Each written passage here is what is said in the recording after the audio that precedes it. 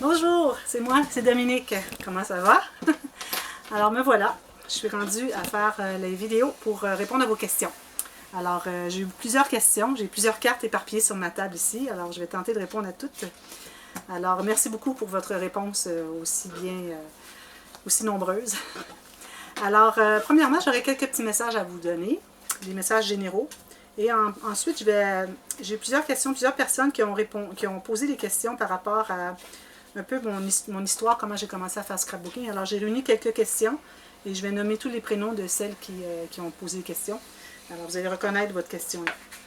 Alors, premièrement, dans mes messages, j'aimerais juste vous dire que, bon, si vous regardez les anciennes vidéos, celles qui datent de avant juin l'année dernière, alors avant juin 2018, vous allez remarquer que il y a des termes anglophones qui ont été utilisés, alors des flaps au lieu des rabats, puis des swing tabs au lieu des onglets rotatifs. Alors, il y a des mots que j'ai trouvés sur YouTube à regarder des vidéos françaises, mais il y en a que j'ai dû comme inventer des termes. Alors mes onglets rotatifs, je ne crois pas que ce soit un terme qui existe déjà.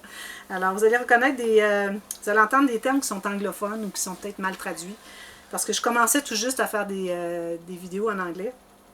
Des vidéos en français, excusez. Alors, c'est pour ça que j'étais comme pas habituée. Puis, moi, j'avais tout appris en anglais quand j'ai commencé le scrapbooking. Alors, c'est pour ça, pour moi, c'était difficile d'avoir tous les termes. D'ailleurs, je ne voyais pas la possibilité de faire des vidéos en français, parce que j'avais tout appris les termes en anglais. Quand André m'a proposé, c'était son idée de faire des vidéos en français. J'ai dit, ben là, je sais quoi, là, je connais tous les termes, juste j'ai appris tout ça en anglais. Comment je vais faire? Je sais pas comment nommer les interactions, les noms de tout, même les albums interactif, je ne savais pas trop comment nommer ça, mais en tout cas. Tout ça fait que, pour vous dire que vous allez voir que dans les vieilles vidéos, vous allez peut-être avoir des termes qui sont un peu anglophones, mal traduits, mais j'ai corrigé avec le temps, alors vous les voyez mieux là. Ensuite, je voulais vous dire, il faudrait vraiment être certaine quand vous regardez des vidéos, surtout des tutos, de regarder les boîtes de description, parce que parfois j'ai des ajouts ou des corrections à faire sur la vidéo que je viens d'enregistrer. Et puis, je le vois juste après, comme de raison.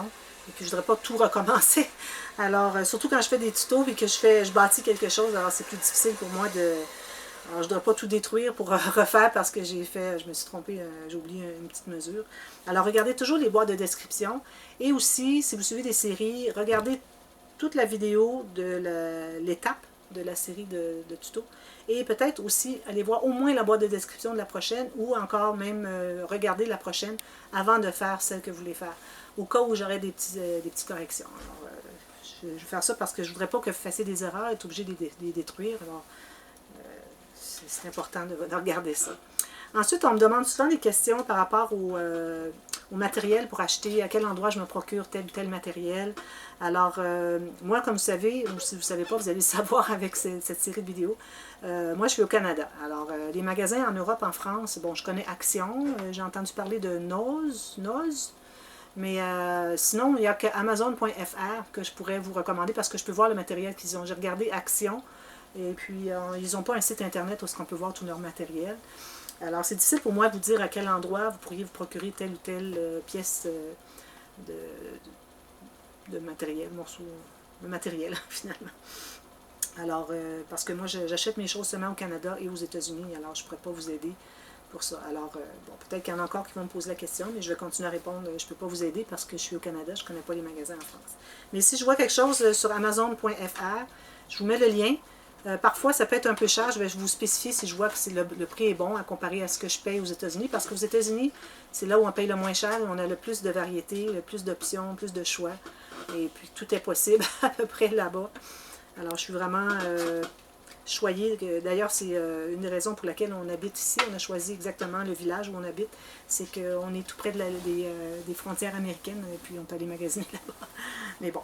Quand je suis aux États-Unis, ben là, quand je suis à ma maison d'hiver aux États-Unis, je vais vous en parler tout à l'heure. Alors là, je me trouve à être à même accès direct avec le matériel. Ensuite, je vais parler pour les enveloppes. J'en ai peut-être déjà parlé, mais souvent, je fais des projets avec des enveloppes. Puis moi, j'ai toujours des enveloppes carrées. Vous savez, avec le rabat qui est carré. Mais si jamais vous avez des rabats en triangle, en zigzag, quoi que ce soit, c'est tout bon. Parce que vous collez, comme si vous envoyez une lettre à la poste, vous collez le rabat. Et puis on tourne et puis on ouvre le haut, ce qui se trouve être la base de l'enveloppe. Alors là, ce qu'on a collé à la base, ça ne dérange pas. Pourvu que vous n'ayez pas dépassé. Alors c'est toujours une fine ligne de colle pour ne pas dépasser parce que quand on écrase, parfois si on a mis beaucoup de colle, ça peut écraser, puis ça pourrait coller le fond de l'enveloppe, alors on ne voudrait pas. Alors ça, toutes les enveloppes sont bonnes. OK? Messages. Alors des messages que si jamais vous m'écrivez un message et puis une question, et surtout les messages. Moi, je réponds à tout. Alors, je vais lire tous les messages. Parfois, si je suis très occupée, André va lire un peu, il va me faire le résumé. Ou si c'est quelque chose d'assez élaboré, ben là, il va me dire, va lire telle personne t'a écrit, que ce soit sur Facebook, sur Instagram, sur YouTube ou sur mon mail. Et puis là, je vais les lire, mais quand c'est juste des petits commentaires, bravo, bravo, des choses comme ça, bon, il me dit, il y a des gens qui disent ça, mais il va m'aider, il va aller cliquer sur les petits cœurs, des choses comme ça. Parce que moi, je lui ai demandé, parce que j'ai dit, fais-le, parce que moi, c'est ce que je voudrais faire. Mais si jamais vous me posez des questions et que vous voyez qu'il n'y a pas de réponse, alors réécrivez-moi, envoyez-moi un mail. C'est juste que peut-être que je ne l'ai pas eu, parce que parfois YouTube, il n'envoie pas toujours les questions, alors les messages, c'est-à-dire que j'ai, alors je peux peut-être ne pas l'avoir vu. Ensuite, une chose que je voudrais vous dire, alors à partir de demain, vous allez voir une série de tutos sur le planner finalement. On va faire le planner depuis le temps que je vous le promets. À partir de la fin de cette série, alors dès, je crois que c'est jeudi ou bon, vendredi, à partir de là, pour l'été, pour ce qui reste de l'été jusqu'à la fin du travail, vous allez avoir 4 vidéos par semaine. Alors au lieu d'avoir tous les jours, il y a beaucoup de gens en vacances qui n'ont pas le temps de regarder, ils sont partis, et puis moi je vais partir bientôt aussi pour 6 semaines, alors je voudrais, puis je ne vais pas pouvoir enregistrer les vidéos. Alors il faut que j'ai une bonne banque de vidéos à enregistrer, alors j'essaie de bâtir ça. Alors alors vous allez voir qu'il y a des vidéos le dimanche, le lundi, mercredi et vendredi. Alors c'est les journées qui sont les plus achalandées sur ma chaîne, alors j'ai choisi ces journées-là pour vous publier les tutos et tout ça, les vidéos de dévoilement, etc. Jusqu'en septembre. Alors ensuite on va revenir à une par jour, tant que je vais pouvoir le faire. Alors voilà, c'était mes messages. Ensuite, là, j'ai plusieurs personnes qui m'ont posé des questions que si je mets tout ça ensemble, c'est pour raconter un peu mon histoire, comment je me suis mise au scrapbooking. Alors, il y a Elisabeth, il y a Dominique B, Marjorie, Isabelle J, Janine, Nicole, Sandrine, Elsa, Marie-Claude, Sabine, Mamie Lolo, Sandra, Laetitia et Annick, qui m'ont posé des questions par rapport à mon histoire. Alors, comment est-ce que j'ai commencé à faire du scrapbooking? Alors, en 2014, j'avais demandé à mon mari s'il il trouverait que ce serait intéressant qu'on renouvelle nos vœux de mariage après 35 ans. Alors, c'était 3 ans avant notre 35e anniversaire. Alors, on avait 3 ans pour planifier tout ça. Alors, je lui ai demandé, il a dit bien certainement, on va faire ça. Alors, moi, j'avais dans l'idée de faire une fête, juste la famille, on était à peine 40 personnes. Et puis, je ne vous parlerai pas du renouvellement, mais bon, résumé rapide, j'ai tout fabriqué, ce qu'il y avait comme décoration. J'ai fabriqué ma robe qui était vintage. Vous savez comment est-ce que j'aime le vintage? Alors, le vintage des années 1900-1912.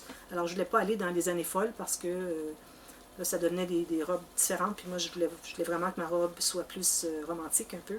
Excusez, j'ai quelque chose dans l'œil. Et puis, je me suis dit dans mes décorations, je vais faire des doilies, des napperons, alors tout ça. Alors j'ai appris à faire les napperons. J'avais 3 ans pour préparer tout ça. Et puis, j'ai une amie qui m'a dit, ah, c'est une bonne idée, votre renouvellement de vœux de mariage, vous devriez avoir un album avec vos années ensemble, parce que ça correspondait à 40 années ensemble, parce qu'on s'est fréquenté 5 ans avant de se marier, on était étudiants, j'avais 15 ans quand je l'ai rencontré, alors c'est toutes ces années-là. Elle dit, tu devrais faire un album scrapbooking. Je dis, ben, je connais rien dans le scrapbooking. Tout ce que je connais du scrapbooking, c'est peut-être des pages. Alors, une page avec 1 ou 2 photos avec des décorations. Alors, je me dis, je ne pourrais pas mettre beaucoup de photos. Je dis, je connais rien dans ça. Je verrai peut-être. Mais c'est surtout que je n'avais pas les photos avec moi. Alors, elles étaient restées chez ma mère, parce qu'elle a encore de mon matériel, parce que ma mère est dans la région de Montréal.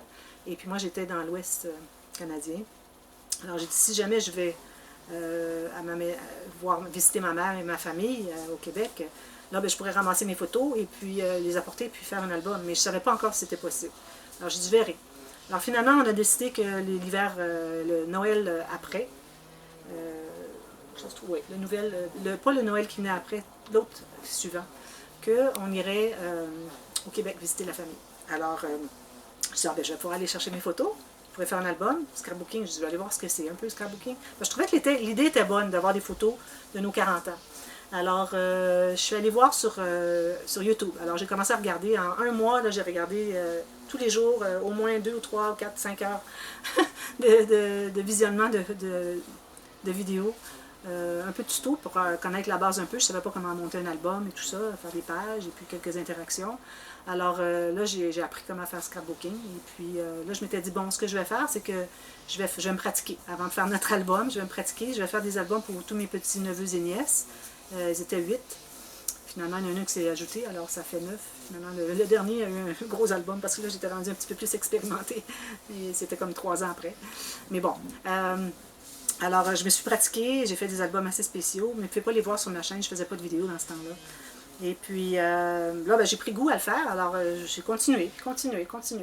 Finalement, j'ai fait un album, nos 40 ans, mais c'était pas du tout avec des interactions, c'était comme plus un petit cahier avec quelques photos, et puis on a un petit rabat pour fermer le cahier avec un aimant, et sur le rabat, j'avais fait un espace suffisamment grand pour pouvoir faire un point de croix, avec les couleurs qui correspondaient toutes aux décorations. Alors, c'était des pages... comme j'utilise habituellement, là, mon éternel 21.6 par 28 ou quelque chose comme ça. Et puis j'avais toutes des décorations. Alors ça fait des coquillages pour celui qui parlait de la mer. Alors c'était toutes des étapes. On avait 13 différentes étapes de notre vie dont j'ai mis un cahier avec une dizaine de photos et des décorations qui se rapportaient à ça. Alors tout plein de croix. C'était vraiment, vraiment magnifique. Mais ce qui est arrivé, c'est que mes pages étaient juste deux papiers collés ensemble. Puis c'était pas très épais. C'était pas une page attachée. Elle était attachée, mais pas correctement avec le fond de page de papier 225 grammes. Alors, c'était que 2 papiers d'environ 180 grammes peut-être. Et puis, après un hiver, les pages sont venues toutes courbées. Mais là, je pourrais essayer de les arranger. Puis bon, en tout cas, l'important, c'est ce qu'il y a à l'intérieur. Alors, je suis bien contente. Alors, c'est comme ça que je me suis mis au scrapbooking. Et puis là, j'ai commencé à faire des vidéos. J'ai fait ma première vidéo. C'était un album que ma nièce, ça se trouve être la femme de mon neveu, mais je l'appelle ma nièce parce que je l'aime beaucoup puis on est proches, m'avait demandé de faire un album pour leur voyage en 2016 à Disney World. Alors, si vous regardez les 2 premières vidéos, toutes premières, alors ça date de décembre 2015, j'ai fait en deux parce que j'avais une toute petite batterie ou ma petite disquette qui va dans ma caméra ne prenait qu'environ 15 minutes. Alors, j'ai dû faire sur deux vidéos. Et puis, c'était assez élaboré, mais il n'y avait pas beaucoup de grosses interactions. Mais quand même, pour le temps, ça faisait peut-être 1 an que j'en faisais. Alors, c'était vraiment bien pour le temps. Mais bon, j'ai continué à évoluer. Puis, vous allez voir après ça les vidéos. J'ai fait en anglais surtout au début, parce que je voyais que c'est comme ça que j'avais appris. Puis, j'ai dit, bon, je vais faire la même chose. Mais... éventuellement, ça a pris du temps, ça a pris 2 ans et demi avant d'avoir mes 100 abonnés sur ma chaîne. Alors, c'était peut-être pas vraiment spécial ce que je faisais, c'est pour ça que les gens ne s'abonnaient pas, je comprends. Et puis quand j'ai commencé à faire des vidéos en anglais, alors en français, alors c'était l'idée d'André, encore une bonne idée qu'il a eue, de faire des vidéos en français. Alors là, ça s'est mis à grimper, alors les abonnés, c'est fou, là, la quantité qui s'est ajoutée. Alors là, j'ai vraiment pris intérêt. Et c'est surtout que je voyais l'intérêt des gens et qu'ils avaient besoin, qu'ils me demandaient. Puis je dis, bah, c'est agréable de pouvoir aider ces gens-là. Je vais en faire plus et plus et plus et plus. Et puis c'est comme ça que j'ai abouti, je suis rendue, je pense, à 700 vidéos. Quelque chose comme ça. Alors bon, de toute façon, c'est un peu mon cheminement. Et puis, quand j'ai commencé à faire mon premier tuto en anglais, une personne m'avait demandé comment faire. Je venais tout juste de créer mon système de reliure en empile et on plie. Et puis, elle voulait que je lui montre en anglais. Je dis, bah, j'ai jamais fait de vidéo, j'ai pas de trépied, je suis pas équipée. C'est que ma petite caméra avec un petit trépied haut comme ceci, là, que je mets sur un petit meuble de rangement, etc. Mais bon, je l'ai fait. Et puis ensuite, j'ai fait ma première série, mais bon, c'était pas la grosse qualité de vidéo parce que j'étais assez loin. Et puis, j'étais toujours en dehors du cadrage de la caméra. Alors, bien souvent, on manquait des petits bouts, mais bon, vous pouvez la voir si vous voulez. Mais bon, après ça, j'ai continué, puis j'ai trouvé que ça valait la peine. J'ai été un petit bout à faire des diaporamas parce que j'étais trop gênée à faire des vidéos à mettre sur YouTube. Même qu'au début, quand j'ai commencé à faire des vidéos, il ne fallait pas qu'André soit là à côté de moi parce que j'étais trop gênée. Il ne fallait pas qu'il m'entende parler. Alors je disais, va dehors, puis je vais faire mes vidéos. Alors en tout cas, de toute façon, c'est ça. Puis éventuellement, ben, j'ai appris de nouvelles techniques et comment est-ce que je m'inspire. Alors on me demande aussi l'inspiration pour débuter, comment est-ce que c'est venu. Et puis, bon... Depuis combien de temps je fais mes albums, qu'est-ce qui m'a amené à scraper, tout ça, là, depuis combien de temps je scrape. Bon, c'est toute la même chose finalement.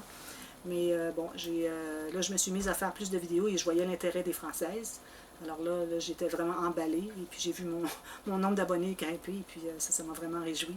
Et puis c'est à cause de vous que je fais ça finalement, c'est pas moi qui ai vraiment décidé, c'est que j'ai vu l'engouement du scrapbooking chez les Français, et puis j'ai regardé des vidéos en français pour essayer de transmettre, de traduire les mots, puis j'ai appris, puis bon, j'espère que c'est pas trop incompréhensible quand je parle, mais on me dit que c'est clair, alors ça doit être correct.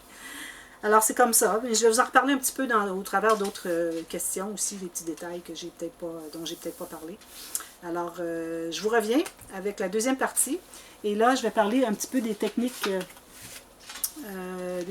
des gens qui ont des questions techniques. Alors, il y en a qui avaient des questions techniques, qui ont envoyé des questions pour le concours des 5000 abonnés, mais c'était trop précis, spécifique à leur album. Alors, j'ai répondu directement sur leur mail, mais j'ai gardé les autres qui pourraient servir aux autres. Alors, je vous en parle dans la prochaine vidéo, entre autres choses.